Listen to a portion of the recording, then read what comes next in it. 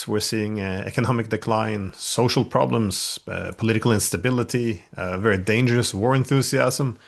There's a complicity to genocide, fueling the Ukraine war in this moralistic hysteria, military Keynesianism, very terrifying language coming out of the governments. And as our common friend Yanis Varoufakis said, it's becoming the stupid continent. So it does seem as if a lot of this, but not everything, intensified with the Ukraine war. How do you see? How do you interpret this massive shift? Because the EU was supposed to be a peace project, and well, this doesn't feel like peace. It is a bit of a mystery, I have to say. And I've heard many, many theories. I've entertained many theories about why Europe is so underperforming. Uh, but I have to say, it is still, to some extent, inexplicable to me. Europe, by many standards, has the highest quality of life in the world, uh, longest life expectancy, uh, extremely low poverty rates, high social protection, uh, much leisure time, uh, sophisticated economies and workforce. So, as you said, looking 25 years ago, it looked like Europe had the right model, and it had the capacity to not only continue with that model, but to share it with the rest of the world. I thought Europe would lead diplomatically in promoting the vision of quality of life and a good social basis, low inequalities, high living standards to other parts of the world. But today, Europe is dysfunctional. It's politically dysfunctional. It's organizationally dysfunctional. The economy is, as you said, sputtering because of the self-imposed costs that Europe has put on itself during this Ukraine war. Well, why is this? On the one side, I think it's right to argue the leadership across Europe is generally rather miserable. That's not my assessment. That's the assessment of the electorates. There's hardly a popular figure anywhere in Europe. Typically, European leaders have approval ratings of maybe 25%, disapproval ratings well over 50%. Some parts don't know or don't care, but basically, these are leaders that do not have approval of the populations. It's generally the case that the more that they have been warmongering, the less approval they have. So leaders like Macron and Starmer, who have been in the forefront of the Ukraine war, are the least popular of all. The populations are saying, we want peace, we want diplomacy, we don't want the war, we don't want these sanctions regimes which just boomerang on us. But the leaders persist. Not only do they persist obsessively. I think the main job of a European leader these days is to meet with Zelensky.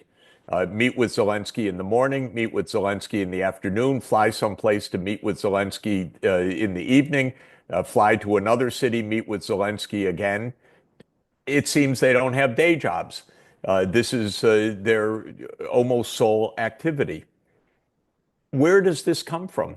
It is, I think, Glenn, not glibly explicable, not easily explicable. Some people say, well, uh, it's it's the big business of war, and most of the countries have war industries that are fueling this. Maybe. I think there's something to this. I think one of the things that is true is that much of European politics is really deep state intelligence agency politics. This has been true in the United States. Uh, the CIA ran foreign policy in the United States for a very long time, or at least one could say it was the repository of the sustained foreign policy for a very long time. It created the long-term projects. And we know the CIA, MI6, BND,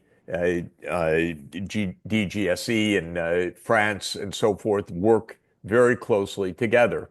We had a report today that the head of the French spy agency told the head of Telegram to block accounts of opposition voices in Romania, for example.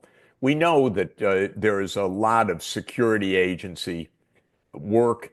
The security agencies have basically been in a war against Russia for decades.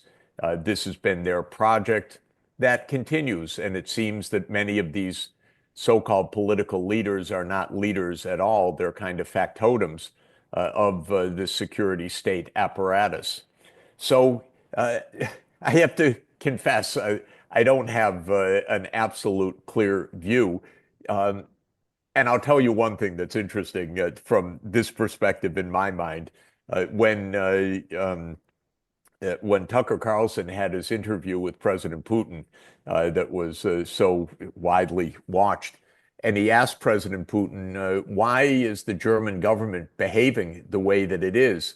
It was the one time that Putin said, I don't really understand why.